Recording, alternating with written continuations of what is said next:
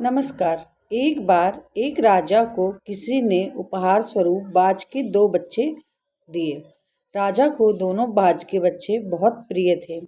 उनकी अच्छे से देखभाल हो उसके लिए उन्होंने उन दोनों बच्चों को एक जगह किसी के पास रखवा दिया कि आप इनकी अच्छे से देखभाल करें और इनको अच्छे से उड़ना सिखाएं। तो कुछ समय बाद राजा को उन बच्चों की बहुत याद आ गई और वो उनसे मिलने के लिए गए। उन्होंने देखा बच्चे तो काफ़ी बड़े हो चुके थे और बड़े होने के बाद वो पहले से भी ज़्यादा अच्छे दिख रहे थे। तो उन्होंने उस व्यक्ति से कहा कि मैं इनकी उड़ान देखना चाहता हूँ, तो आप मुझे इनकी उड़ान दिखाइए।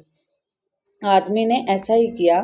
उसने उनको उड़ने के लिए कहा तो एक बाज तो उड़कर आकाश की ऊंचाइयों को छूने लगा, जबकि दूसरा बाज का जो बच्चा था वो थोड़ा सा उड़कर और वापस आकर पेड़ की डाल पर बैठ गया।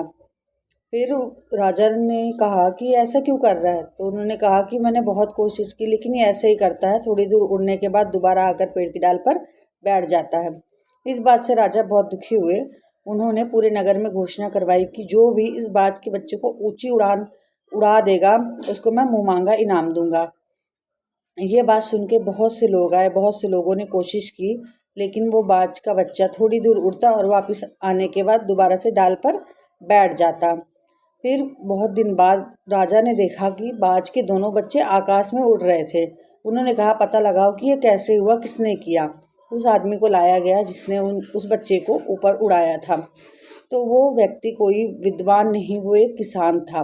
राजा ने पूछा जो काम बड़े बड़े विद्वान नहीं कर पाए वो काम तुमने कैसे कर दिया? किसान ने कहा महाराज, मैं तो एक किसान हूँ, मैं ज़्यादा पढ़ा लिखा भी नहीं हूँ।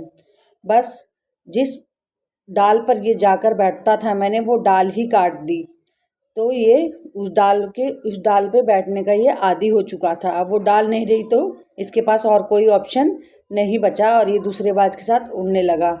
तो ऐसे ही जीवन में कई बार होता है कि हम और भी अच्छा कर सकते हैं। हम जिस पद पे हैं, जो भी कर रहे हैं उससे और भी अच्छा कर सकते हैं, लेकिन हम लोग भी कहीं आदी तो नहीं हो गए हैं उसी बाज की तरह उस डाल पर बैठने का।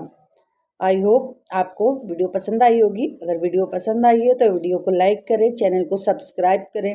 Thanks for watching.